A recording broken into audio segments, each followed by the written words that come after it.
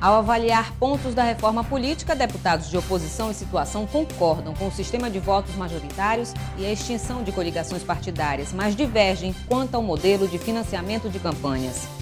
Deputada Adjuta Afonso vai propor na Assembleia medidas de antecipação de recursos, como Bolsa Família e Seguro-Defeso, para as pessoas afetadas pela enchente.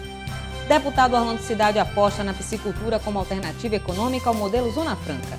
E presidente do Poder Legislativo, deputado Josué Neto, anuncia a votação de pauta extensa ainda esta semana. O Alean Notícias já está no ar com os principais fatos do dia.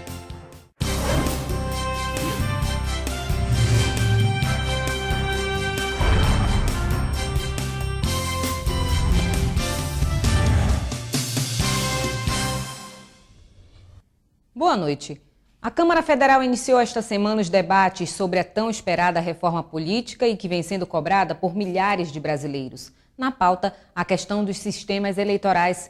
O assunto repercutiu na Assembleia Legislativa do Estado.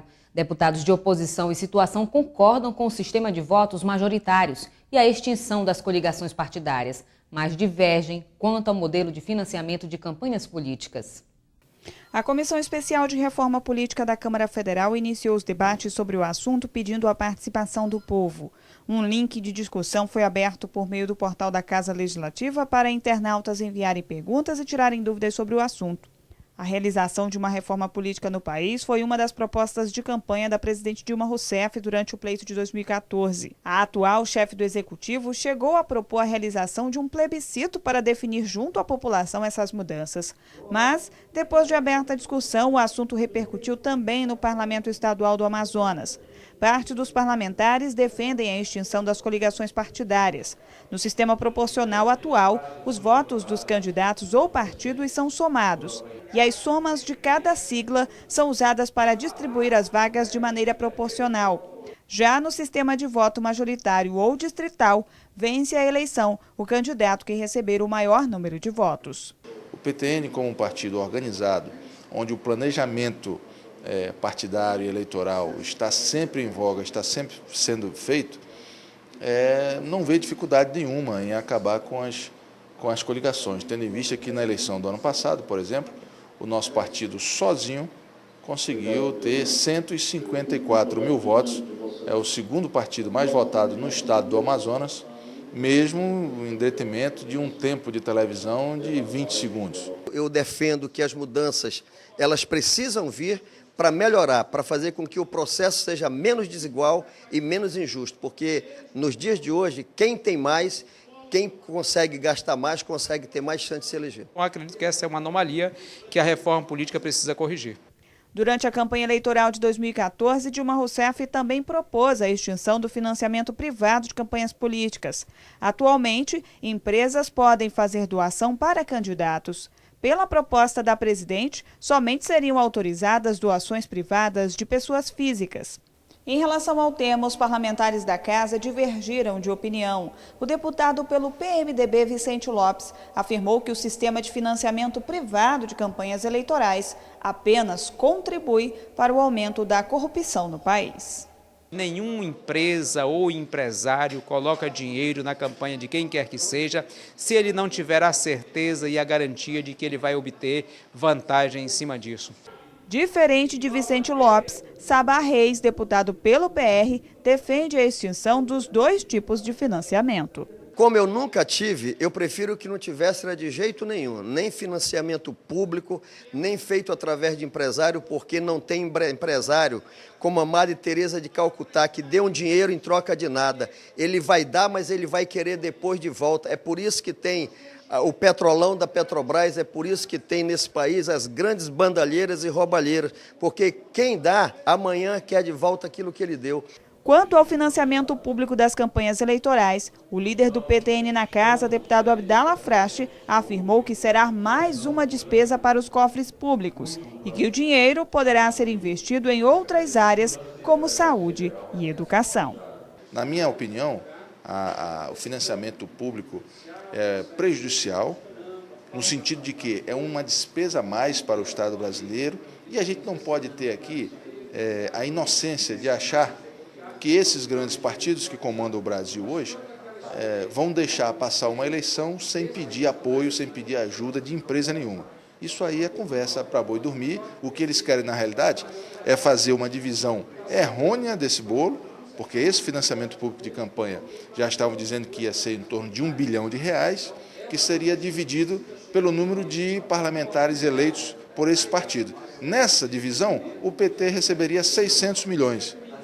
Essa que é a vantagem. Por isso que a defesa desse financiamento público existe. Essa despesa, esse recurso, tem que ser usado em necessidades do povo brasileiro e não em financiamento de campanha. O município de Coari deve ganhar um novo prefeito ainda esta semana. Isso ocorre após a decisão do Tribunal Superior Eleitoral, que cassou o registro de candidatura do prefeito afastado do município, Adail Pinheiro, e reconheceu o direito à posse do segundo colocado nas eleições, Raimundo Magalhães. O tema repercutiu na Assembleia Legislativa.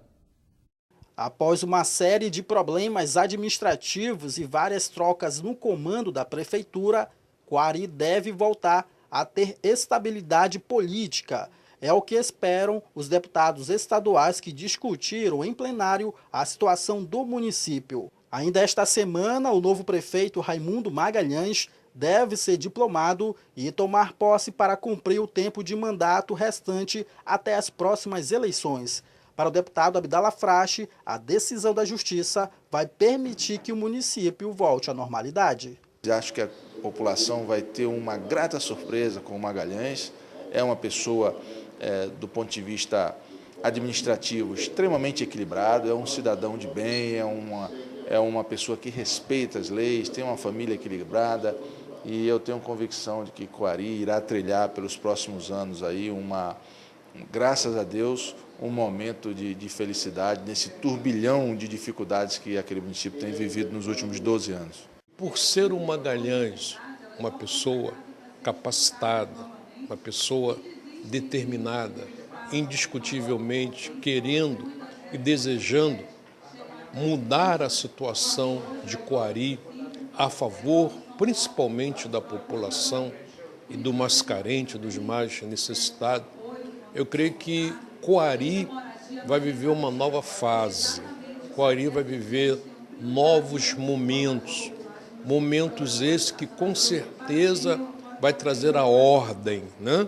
Vai trazer uma administração honesta, as famílias com certeza serão beneficiadas. Já o deputado Luiz Castro mostrou preocupação com as ações realizadas no município, enquanto a Justiça Eleitoral não havia publicado a decisão. Segundo o parlamentar, o prefeito anterior realizou uma licitação com indícios de irregularidade. O presidente da Câmara, que assumiu, já conseguiu fazer uma licitação recorde em tempo completamente anômalo de R$35 milhões para fazer uma obra no município. Em uma semana ele já conseguiu encontrar uma empresa para fazer um investimento de R$35 milhões.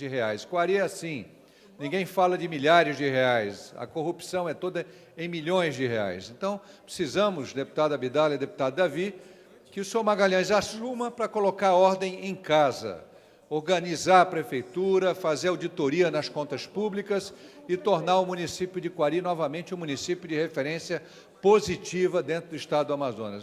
A decisão que cassou o registro da candidatura de Adail Pinheiro por ter violado a lei da ficha limpa é de 17 de dezembro de 2014, mas como não havia sido publicada, não produziu efeitos jurídicos. Nesta terça-feira foi colocada em pauta no Tribunal de Justiça do Amazonas a ação direta de inconstitucionalidade contra a lei que aumenta de 19 para 26 o número de desembargadores no estado. A ADIM foi apresentada pelos deputados José Ricardo, do PT, e Luiz Castro, do PPS, e pelo ex-parlamentar Marcelo Ramos, do PSB. O assunto repercutiu na Assembleia pelo petista José Ricardo, que considera mais importante que a convocação de desembargadores o aumento no número de juízes no estado. Mais de 10 milhões de reais vão ser destinados à folha de pagamento dos 26 desembargadores e o auxílio moradia para os atuais 19 é de quase 8 milhões. O número de processos de juiz é altíssimo em comparação de desembargadores, mas parece que, infelizmente, o objetivo deles é aumentar desembargadores. Apenas 2 magistrados se manifestaram favoráveis à anulação da lei. Com o anúncio de greve dos professores, os deputados José Ricardo e Luiz Castro voltaram a falar sobre a representação protocolada por eles junto ao Ministério Público contra a SEDUC. Os parlamentares pedem a convocação desses profissionais que foram aprovados em concurso público. Segundo os parlamentares, mesmo com o início do ano letivo, os profissionais aprovados no último concurso ainda não começaram a trabalhar.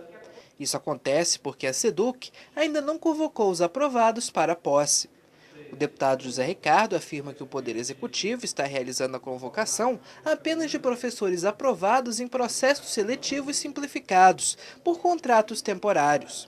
O petista pede providências para que os estudantes não sejam prejudicados. É lamentável que o governo do Estado e a Secretaria de Educação não chame os concursados para assumir o seu cargo de professor. Várias escolas, têm denúncia de várias escolas que não têm professores, estão faltando professores em várias disciplinas. Nós estamos terminando o mês de março e tem alunos sendo prejudicados. E o que a gente está vendo, em vez do governo convocar os concursados, estão chamando professores de processo seletivo, que é uma flagrante ilegalidade e inconstitucionalidade, já que o concursado está aí, está pronto, e o governo anunciou, o governador e o secretário anunciaram no início de fevereiro que estariam imediatamente convocando e não chamaram ninguém até hoje. Os parlamentares de oposição apoiaram um pronunciamento. Para o deputado Luiz Castro, o secretário de Educação deve corrigir a falha o mais rapidamente possível. Primeiro, a desinformação, a falta do cuidado no passar informação de público por parte de um secretário de Estado da Educação, que afirma, fiquem tranquilos, que a partir do dia 9 de fevereiro nós vamos iniciar a convocação dos concursados. Segundo, não aproveitar pessoas qualificadas que vão melhorar a qualidade do ensino no nosso Estado, que, portanto, precisa aproveitar esses profissionais. Senão, não teria nem feito o concurso no ano passado. Eu me associo ao discurso de Vossa Excelência e entendo que o governo precisa rapidamente fazer essa revisão, essa autocrítica e corrigir esse lamentável procedimento em relação aos professores concursados. José Ricardo encerrou o pronunciamento, afirmando que os professores das redes estadual e municipal planejam uma paralisação na quinta-feira. Os profissionais reivindicam melhorias salariais nas condições de trabalho. A Segurança Pública do Estado apresentou saldo positivo de apreensões de drogas nos primeiros meses do ano e na Assembleia os parlamentares destacaram a atuação da polícia no combate ao tráfico. Foi o deputado pelo PTN, Abdallah Frache, que trouxe o tema à tribuna da Assembleia Legislativa. De acordo com o deputado, o trabalho desenvolvido pelo delegado federal Sérgio Fontes, que assumiu a Secretaria de Segurança Pública no primeiro semestre de janeiro deste ano, tem sido importante, principalmente as ações contra a criminalidade. A gente percebe que houve um arregaçar de mangas, tanto dos delegados como dos investigadores, dos escrivãos, da própria Polícia Militar. A gente percebe que existe uma mudança de áreas muito grande e a população já está vendo isso nas ruas. E o que mais chama a atenção é que, a partir da introdução desses dois na cúpula da Segurança Pública do nosso Estado, a gente começou a perceber um planejamento, uma organização. Em a parte, o presidente da Comissão de Segurança Pública da Assembleia Legislativa, deputado pelo PR Cabo Maciel, destacou a apreensão de quase 2 toneladas de drogas, como maconha e cocaína, em pouco mais de 2 meses. Aí tem comprovado as grandes operações que as polícias têm feito no Amazonas. O governador Zé Melo, em uma reunião que eu estive presente, eu ouvi ele dizer à cúpula da Segurança Pública que ele gostaria de um combate direto referente ao tráfico de drogas.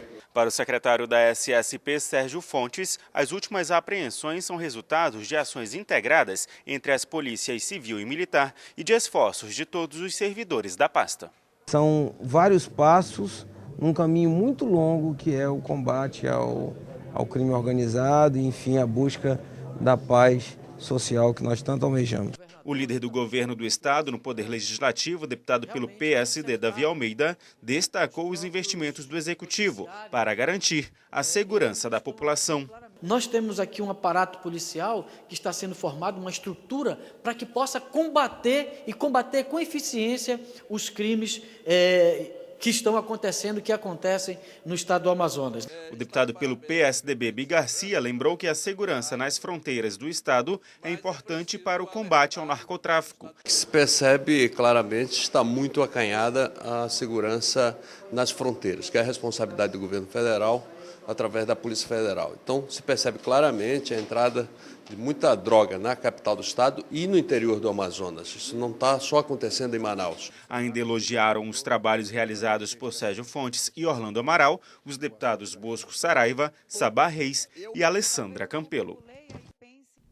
E na manhã desta terça-feira, o deputado Cabo Maciel voltou a se pronunciar sobre a importância da construção de centros socioeducativos no interior do estado. O parlamentar também defendeu um atendimento diferenciado para mulheres vítimas de violência doméstica.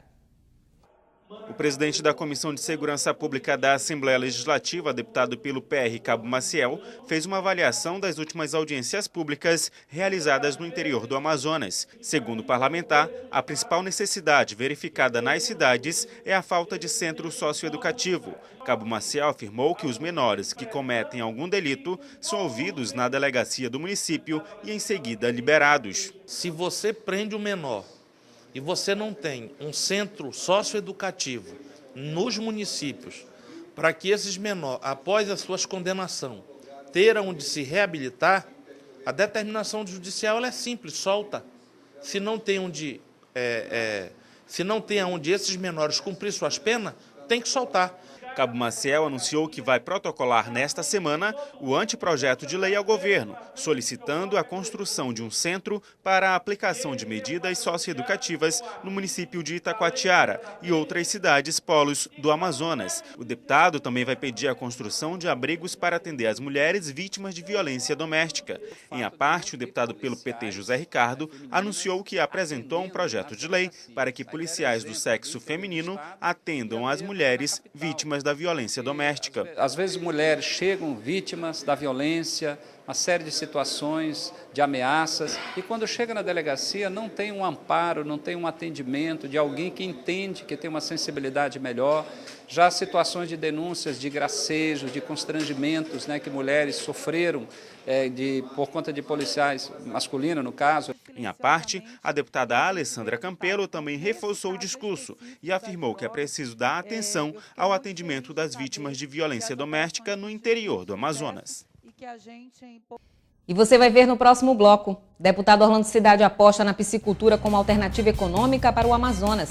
E presidente do Legislativo prepara a pauta de votações extensa ainda para esta semana.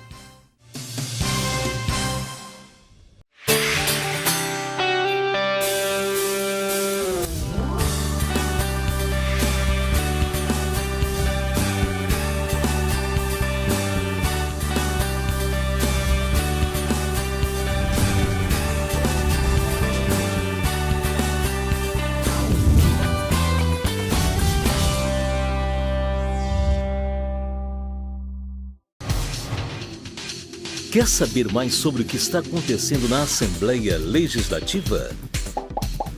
Acompanhe seu deputado também pelo site, onde você encontra a agenda de eventos, notícias do parlamento e muito mais. Acesse www.ali.am.gov.br. Assembleia Legislativa, cuidando da nossa gente. A enchente que afeta municípios da Calha do Purus motivou a visita do deputado Adilto Afonso às cidades de Pauini, que está em situação de emergência, e Boca do Acre, em estado de calamidade pública. O parlamentar afirmou que, embora as cidades estejam assistidas pela Defesa Civil do Estado, vai propor na Assembleia medidas de antecipação de recursos, como Bolsa Família e Seguro Defeso. Na opinião do deputado Adilto Afonso, a situação nos municípios atingidos pela enchente é crítica. O parlamentar destacou que as ações do governo do Amazonas, por meio da Defesa Civil do Estado, estão minimizando os impactos causados pelo fenômeno com a distribuição de alimentos não perecíveis, kits de higiene, kits medicamentos e kits dormitórios, além de água potável. Porém, a situação ainda é preocupante, especialmente para a população das comunidades rurais. Diversos deputados fizeram a parte pela gravidade dos prejuízos causados pela cheia. O deputado petista José Ricardo apresentou uma PEC que propõe recursos definidos na Constituição do Estado para os problemas da enchente, mas com uma abordagem preventiva para se antecipar ao fenômeno. Temos que ter no Estado previsão de recursos, quer dizer, na Constituição do Estado, para que no orçamento você já tenha uma estrutura adequada para prevenir. Por exemplo, lugares que alagam todo ano, um prejuízo enorme. Município que, se não todo, uma boa parte está debaixo de água. Prejuízo para o cidadão, para o morador, prejuízo para o poder público municipal, estadual, porque vai ter que reconstruir, reformar, comprar tudo de novo. E para dar continuidade nas ações de defesa civil do Estado nas cidades afetadas, um convênio no valor de R$ 550 mil foi assinado com o município de Boca do Acre, que permanece em calamidade pública para ações de socorro, logística e serviços emergenciais. O governo do Estado, através do governador José Melo, ele entende que todos os prefeitos que são afetados pela uma enchente ou desastre natural, eles necessitam de um apoio e recurso financeiro do governo do Estado, justamente para estabilizar não só suas despesas pecuniárias, mas também o suporte à logística para que as ações de defesa civil sejam desencadeadas numa melhor resposta possível, chegando às famílias diretamente afetadas. O deputado Adilto Afonso parabenizou a ação do governo do Estado. Ações do governo estão chegando, como cesta básica. Acabei de ser informado que em Pauini chegaram lá 600 cestas básicas. Ontem o prefeito de Lábrea me disse que 1.500 cestas básicas foram encaminhadas. Então é importante que a gente esteja junto. E eu quero aqui parabenizar o governo, porque está atento e a Defesa Civil do Estado, através do comandante Coronel Roberto, tem feito um trabalho excelente. Os parlamentares Carlos Alberto, Bosco Saraiva e Belarmino Lins também fizeram referência à atuação da Defesa Civil. E há por que se destacar, deputado Adilto Afonso, deputado Orlando Cidade, o trabalho da Defesa Civil, vigilante, permanente, atuante, eficiente do Coronel Rocha, que é o secretário de Defesa Civil. É claro que o Coronel Rocha ele cumpre as missões determinadas por quem manda mais, e quem manda mais é o governador, e ele executa, mas executa com a responsabilidade de um bom gestor. Segundo o deputado Adilto Afonso, para os comerciantes que estão com dificuldades em pagar o financiamento, uma possível carência de 3 meses será proposta, levando em conta que o comércio de Boca do Acre é o mais prejudicado. Essas pessoas estão sem vender há 2, 3 meses a mercadoria e, consequentemente, não vão ter condições de pagar em dias essas operações. Então é preciso que o governo também olhe isso aí. Já em Pauini, as águas não prejudicaram tanto o setor, porém os prejuízos são visíveis na agricultura. Por conta disso, o parlamentar afirmou que estará propondo na Assembleia medidas de antecipação de recursos como Bolsa Família e mais 1 mês de seguro-defeso aos pescadores. O requerimento será encaminhado diretamente à Secretaria de Pesca do Governo Federal. O presidente da Comissão de Agricultura, Pecuária e Pesca, deputado Orlando Cidade, usou a tribuna para destacar as alternativas de desenvolvimento econômico ao polo industrial de Manaus. O parlamentar sugeriu que, com os investimentos necessários, a piscicultura tem condições de fortalecer os municípios do interior do Amazonas. Para o deputado Orlando Cidade, presidente da Comissão de Agricultura, Pecuária e Pesca da Assembleia Legislativa, a piscicultura no Amazonas tem potencial para se tornar uma alternativa econômica viável ao polo industrial de Manaus. O discurso do parlamentar veio em alusão à manutenção do grau de investimento do Brasil pela agência internacional Standard & Poor's. Orlando Cidade afirmou em tribuna que, diante disso, países como Taiwan e Cuba voltam a demonstrar interesse em investir no setor primário do Amazonas. O deputado se mostrou esperançoso que, com a nova gestão do Executivo Estadual, a pesca possa começar a se desenvolver. Para isso, se faz necessário o incentivo à mecanização dos produtores do interior, além da construção de tanques nos municípios polo do segmento. Com a vontade política de investidores que estão chegando no Amazonas para trazer investimentos para que possamos formatar uma cadeia produtiva de sustentabilidade na produção de pescado, na produção de peixe o alimento mais saudável desse planeta. Em a parte, os deputados Adjuto Afonso, Carlos Alberto e Belarmino Lins parabenizaram o discurso do deputado Orlando Cidade e destacaram o potencial natural que o Amazonas, detentor de grande parte da maior bacia hidrográfica do mundo, possui para o desenvolvimento sustentável do setor primário, em especial da pesca. E o deputado Sabá Reis também foi à tribuna para reivindicar melhor tratamento ao Centro Social Urbano do Parque 10. O local, construído nos anos 70, está, segundo o deputado, sem condições de uso. O CSU do Parque 10 foi inaugurado nos anos 70 pelo então prefeito da capital amazonense, Coronel Jorge Teixeira. É um espaço exclusivo entre todos os centros sociais de Manaus, tanto pelo tamanho da área ocupada, quanto pela adequação do espaço à convivência, à caminhada e à prática de inúmeras outras atividades esportivas e culturais. Único equipamento público de lazer disponível naquele bairro, suas condições de uso deixam a desejar. O assunto foi tema de pronunciamento do deputado do PR, Sabá Reis.